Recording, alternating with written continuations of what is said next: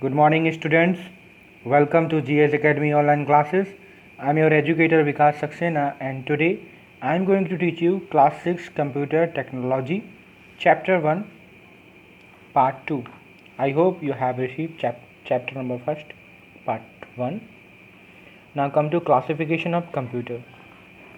On the basis of their size and speed, computers are generally classified into the four main types: micro computer, mini computer, main frame computer, super computer. Classification के आधार पर और size और speed के आधार पर computer को चार में divide किया है। चार पार्ट्स इसके: micro computer, mini computer, main frame computer, super computer. Come to the micro computer. Micro computer जो हम लोग फैमिलियर हैं, कुछ इस तरीके से देखने में लगता है। Microcomputer are small computers whose CPU is a microprocessor contained on a single integrated chip. These computers are also called personal computers. The major types of these are desktop, laptop, handheld, tablet, smartphone computers. Microcomputers जो हैं वो बहुत ही small में होते हैं, size में इतना, मतलब अभी कंपेयर करेंगे तो आपको समझ में आएगा कि साइज़ स्मॉल क्यों होता है, क्योंकि पहले के समय में कमरे जितने बड़े बड़े कंप्यूटर्स होते थे और आज के समय में जो कंप्यूटर्स हैं वो माइक्रो कंप्यूटर कहलाते हैं। माइक्रो कंप्यूटर में जो CPU होता है, सेंट्रल प्रोसेसिंग यूनिट, वो माइक्रो प्रोसेसर होता है, और जिसमें IC इंटीग्रेटेड चिप, जो मैंने 4th जनरेशन कंप्यूटर के बारे में आपको बताई थी, IBM और HP इसके एग्जाम्पल थे, वो यूज़ होते हैं। और इसके कुछ एग्जाम्पल्स हैं जैसे डेस्कटॉप, लैपटॉप और टैबलेट। माइक्रो कंप्यूटर को we also called personal computer, PC।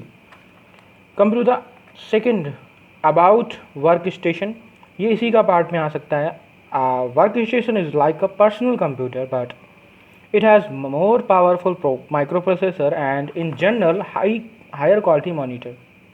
Work station एक तरीके से पर्सनल कंप्यूटर के रूप में ही जाना जाता है, बट इसमें डिफरेंस ये होता है कि इसकी स्पीड बहुत अच्छी होती है और पावरफुल भी है, कंपेयर टू माइक्रो कंप्यूटर ज़्यादा होता है। उसकी जो IC होती है वो काफ़ी स्ट्रांग होती है। Okay, come to the main part, mini computer, main frame computer and super computer. You have to learn this. In case you found any problem please do comment. Mini computer कुछ इस तरीके से ये होता है, देखिए कितना सारा इसमें सामान लगा हुआ है,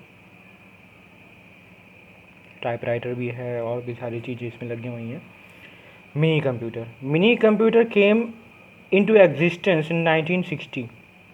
Those days mainframe computers were very expensive.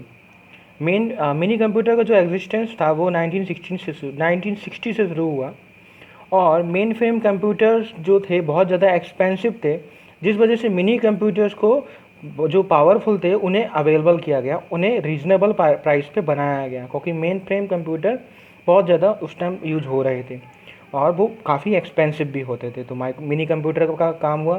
The mini computer has become less important since the PC has become so powerful on its own. जैसे ही मेन फ्रेम कंप्यूटर के बाद मिनी कंप्यूटर आया, ऐसे ही मिनी कंप्यूटर के बाद PC आया। जब PC ने और भी पावरफुल तरीके से काम किया तो मिनी कंप्यूटर को रिप्लेस कर दिया। The present day PC is much more powerful and compact than the mini computer.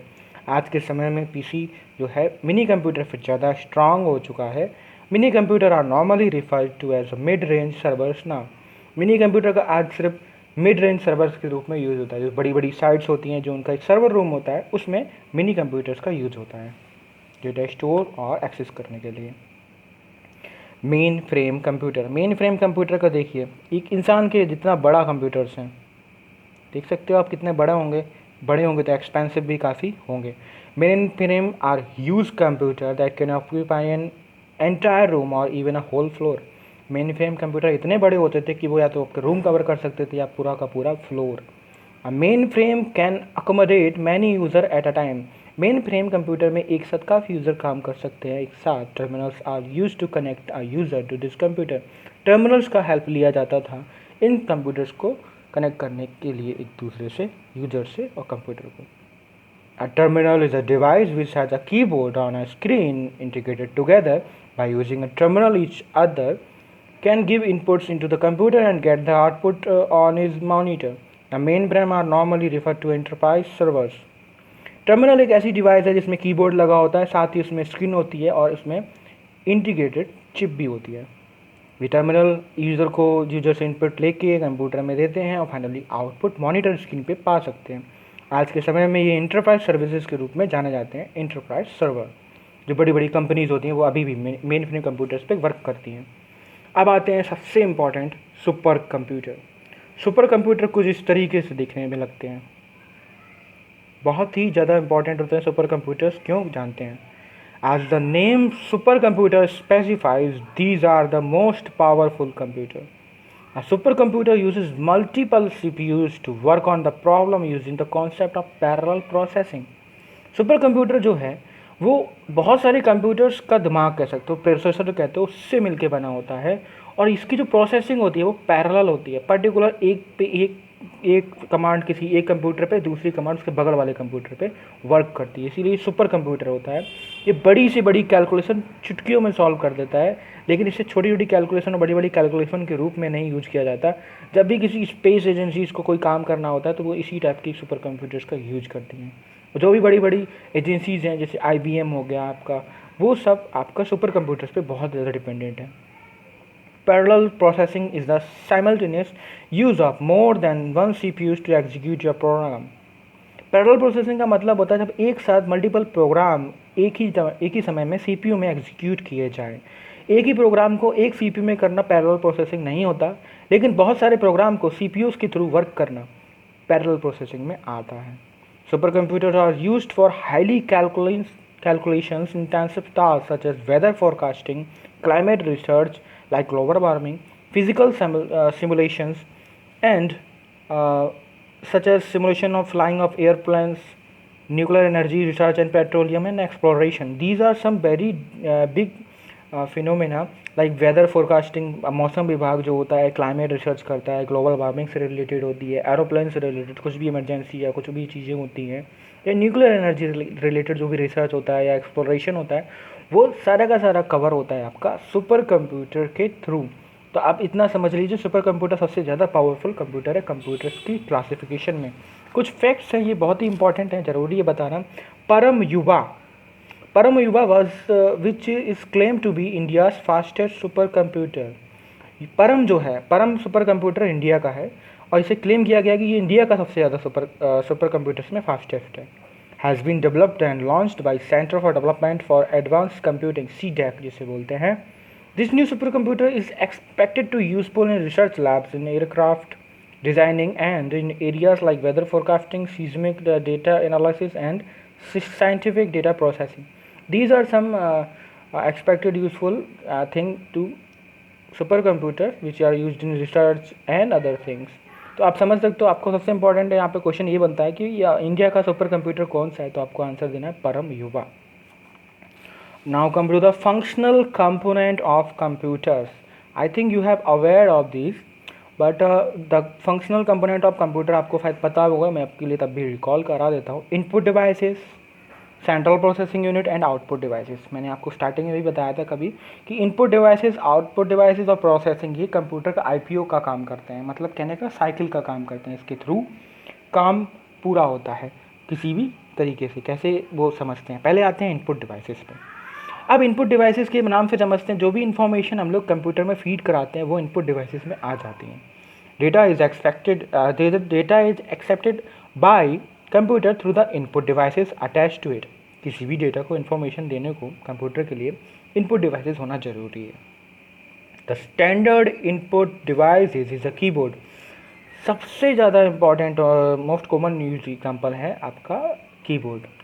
Examples of other input devices are joystick, mouse, web camera, magnetic ink character reader (MICR) जिसे बोलते हैं, optical mark reader, optical character reader, light pen, touch screen, smart card reader, digital reader. These are some few examples of input devices. You have already studied about some of commonly used input devices in earlier classes. आपने पहले की classes में और भी examples पढ़े थे. You will learn about a few more. You have already studied about some of the commonly used input devices in earlier classes, as I told you. Bar code reader कुछ इस तरीके से bar code होता है। Bar code reader ये होता है आपका, इसे आप हैंड हेल्ड स्कैनर भी कहते हैं, bar code reader. It is used by a computer to scan and identify the product or items codes in the supermarkets, bookstores and many other places। ये एक ऐसा डिवाइस है जो बार कोड को scan करने के लिए होता है। अब कोड के बारे में समझते हैं। The code for each item, be it the price code, item code, etc., is a unique combination of vertical bars and can be identified by a barcode reader। ये कोड एक ऐसा है, जब भी हम इसको स्कैन करते हैं तो इससे रिलेटेड जो भी प्रोडक्ट है उसकी इंफॉर्मेशन हमें मिल जाती है। Come to the next page, page number 10।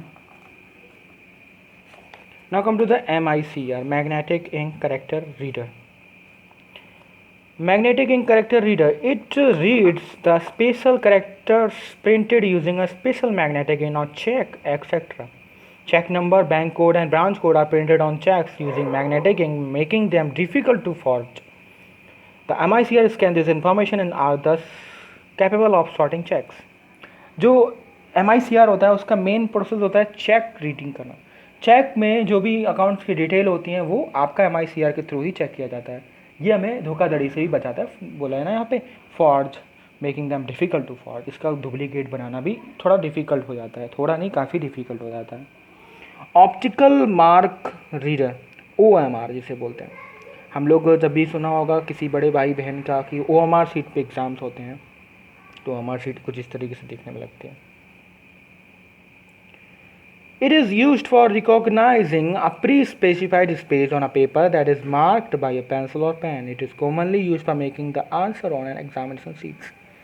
इसमें जो भी आपकी इंफॉर्मेशन हैं, इंफॉर्मेशन इन द सेंस जब आप बबल्स को फिल करते हो तो वो आपका OMR तरीके से रीड किया जाता है। OMR रीडर जो होता है वो उसको रीड करता है कौन से क्वेश्चन का आंसर आपने क्या दिया है।